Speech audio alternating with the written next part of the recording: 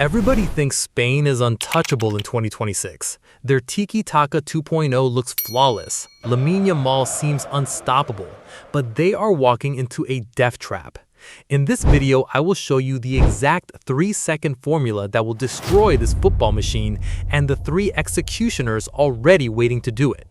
When I first sat down to analyze Spain's squad for 2026, I expected to find a dominant, complete team. And on the surface, that's exactly what you see. Euro 2024 champions, a generational winger in Yamal, a midfield that controls every game like it's breathing.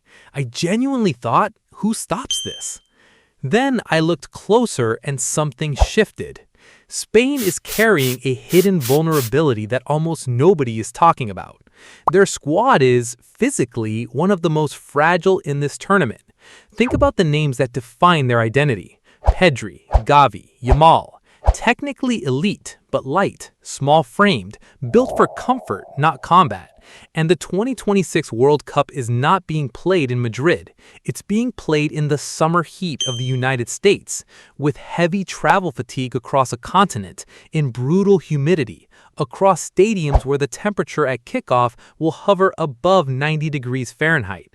That matters more than any tactical chart. The reality on the pitch is this. You cannot beat Spain at chess. They invented the game. You have to drag them into a street fight. Here is the core problem.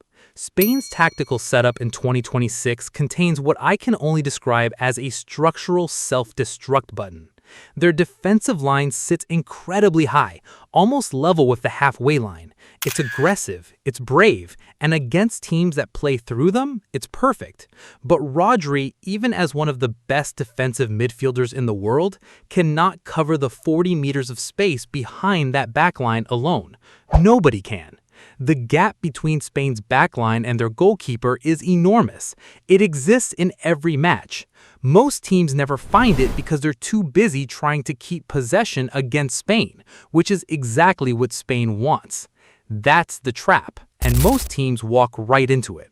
The solution is what I'm calling the 3-second rule. It sounds simple, it isn't. You give Spain the ball deliberately. You stay compact in your own half. You let them build. You invite the pressure. And then, the moment you win possession, you have exactly 3 seconds to play a vertical ball over that high line into the 40 meters of space behind their defense before they reorganize. 3 seconds. Not 4, not 5. 3. Because at second 4, Rodri has recovered, the line has dropped, and the window is closed. Most teams hesitate. That hesitation is why Spain keeps winning. Now here's the part that genuinely surprised me. There are 3 teams in this tournament that don't just understand this formula, it's literally baked into their DNA. And all 3 of them could meet Spain in the knockout rounds. I checked the projected bracket multiple times. These matchups are realistic. So let's talk about the executioners. Uruguay under Marcelo Bielsa is something I don't think the world is fully prepared for. Bielsa's full-pitch press is not just aggressive, it's violent in the most tactical sense of the word. Federico Valverde and Manuel Ugarte in midfield won't try to outpass Spain. They will physically dominate them.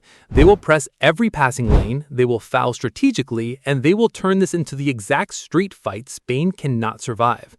And when they win that ball, Darwin Núñez running at full speed into open space behind a high defensive line, Laporte and Lenormand are fast defenders, but Núñez at full sprint is a different problem entirely.